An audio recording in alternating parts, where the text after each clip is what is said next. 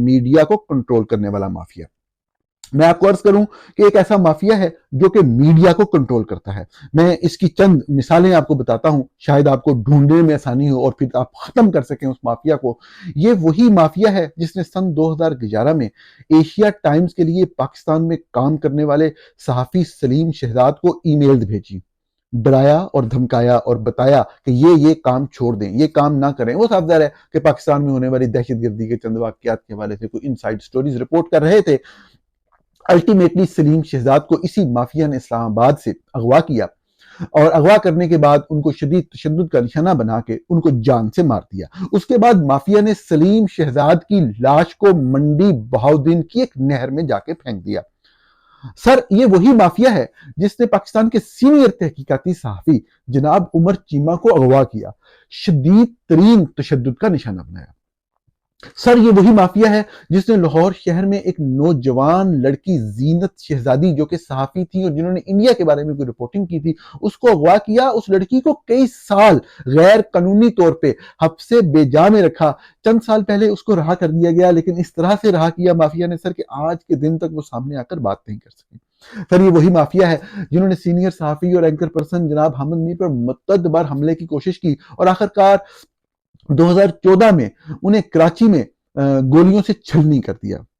مائی lord, یہ وہی mafia ہے جس نے سینئر صحافی اعزاز سید کو کئی دفعہ حملوں کا نشانہ بنایا، ان کے گھر پہ گولیاں تک چلا دی.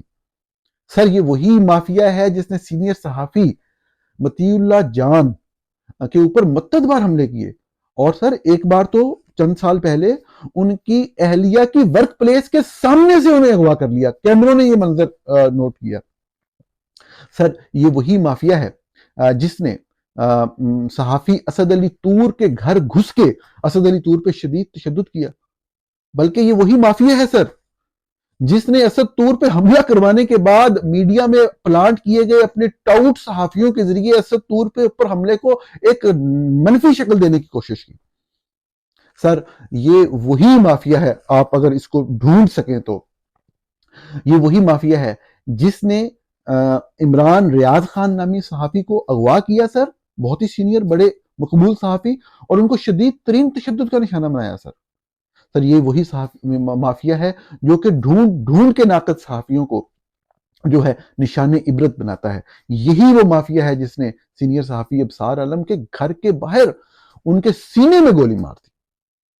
سر یہی وہ مافیا ہے، آپ یقین مانیں کہ جس نے مدثر نارو جیسے پیارے صحافی، جس نے صرف ایک نظم کہی اور جس میں تھوڑی بہت کچھ تنقیدی باتیں تھیں، وہ اپنی اہلیہ صدف اور 6 ماہ کے بچے سچل کے ساتھ شمالی علاقہ جات میں سیر کر رہا تھا. اس کو چھوٹے 6 ماہ کے بچے اور اس کی اہلیہ سے جدا ہوتے ہی اس کو آج تک غائب کر دیا سر. اور اسی صدمے میں اس کی جو اہلیہ تھی صدف، وہ اس دنیا سے چلی گئی اسی مافیا کی وجہ سے، اپنے چھوٹے سے بچے کو اس دنیا میں تنہا چھوڑ کے. سر یہی وہ مافیا ہے. اس مافیا کو ڈھونڈنا، اس کے لیے اس مافیا کو ختم کرنا، یہ تو بہت بڑی خدمت ہوگی. یہ تو بڑی خوشی کی بات ہے کہ آپ نے ان مافیات کو ختم کرنے کا فیصلہ کر لیا. سر یہ مافیا صرف صحافیوں کو نشانہ نہیں بناتا بلکہ اپنے لوگوں کو انسٹال کرتا ہے شعبہ صحافت کے اندر، گندے گندے غلیظ کرداروں کو. ایک غلیظ کردار کا نام محسن بیگ ہے. مافیا جو ہے وہ اس نے ان کو ڈالا ہوا ہے اور یہ صحافیوں کے اوپر حملے کرانے میں شریک ہوتے ہیں. مجھے بتایا گیا کہ آپ محسن بیگ کو جانتے بھی ہیں، تو یہ وہ آپ ان سے بھی پوچھ سکتے ہیں یہ کون سا مافیا ہے.